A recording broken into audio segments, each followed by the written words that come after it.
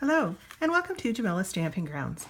Earlier today, I posted this card on my Facebook business page because I was having so much fun with our new embossing paste, and it's very easy to use. So I thought I would give you some tips that I found out and maybe do a little bit of a demonstration with it. A couple other cards I've done is this one here, where I color coordinated the paste for Bermuda Bay, and I did stamping on the cardstock first and then put the paste over top. Here I was just playing around on some cardstock, and I have a little panel that I added to my card. You can see here some other cardstock samples where I was just playing around with adding the lemon lime twist ink refill to the white paste so I could color coordinate it. And of course you can see it color coordinates beautifully here, which is what Stampin' Up! Is all about.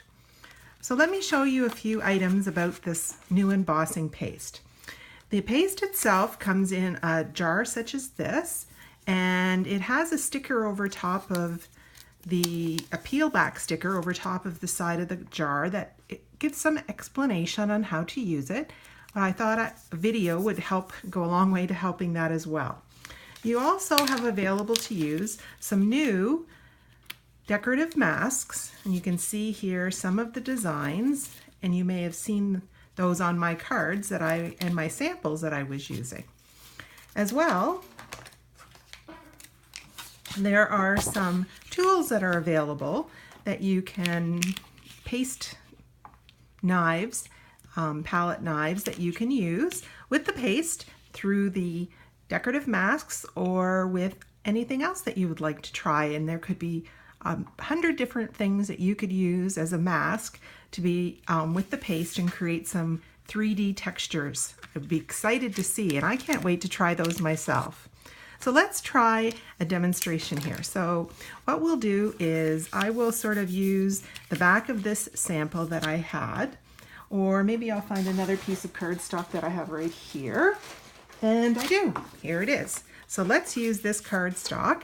And I'm going to use a block as sort of my little palette here that I can work with. I'm going to take my paste, and as you can see here inside it comes white, and I'm going to take one of my tools to take out some of the paste. And you want to make sure when you're finished with the paste, always keep it lid tightly shut so that it doesn't get hard. And I'm going to add a bit of ink refill. I thought I would do some real red.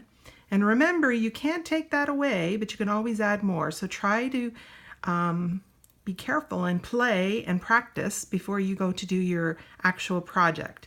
Well, this is really good. I'm happy sort of with this color of red here that I've got. If I was to add probably another drop, it would get a little darker, and I'll show you that. Just because I can. Demonstrate that it'll get darker when you add more ink refill. See how it's gotten a little darker. I hope you can see that in the light. So lighter colors probably won't require as much to get the true color coordination, but it does come out.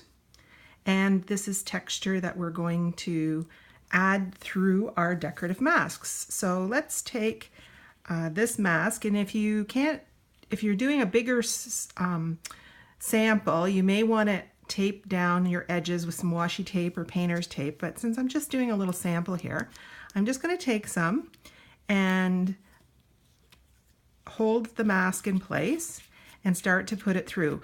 When I scrape with my tool, I'm making it so that the paste is only going to be as thick as this thin mask. And as you can see, the masks are quite thin. So my paste, look at that, my nice brick wall, that'll be great for using on a card.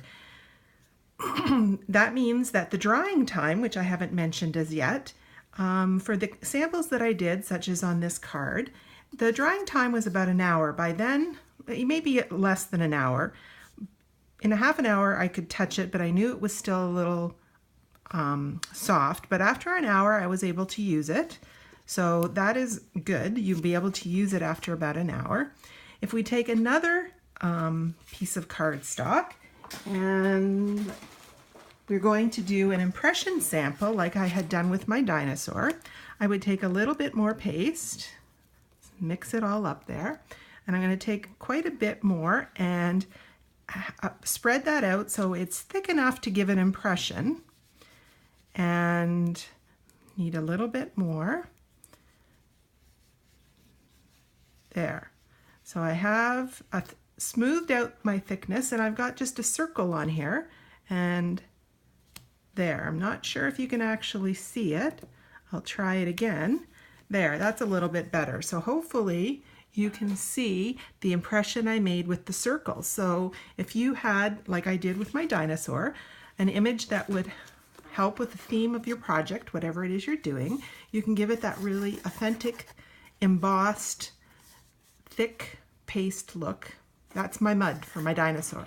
This has been so easy and fun to do. I hope that you will try our new embossing paste and create some samples while you're playing and having fun, like I have done here, and turn them into beautiful cards or use them on other projects.